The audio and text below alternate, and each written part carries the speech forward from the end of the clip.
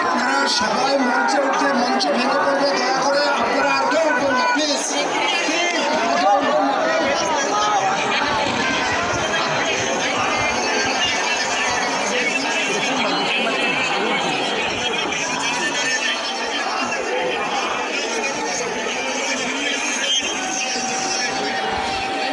আপনারা সবাই কাতারে দাঁড়িয়ে যান, অনুগ্রহ করে সবাই কাতারে দাঁড়িয়ে যান। এখন মাননীয় প্রধান উপদেষ্টা পৌঁছে গেছেন, তিনি এখনই আমাদের সামনে চলে আসবেন। তিনি চলে এসেছেন এখানে, আমরা সবাই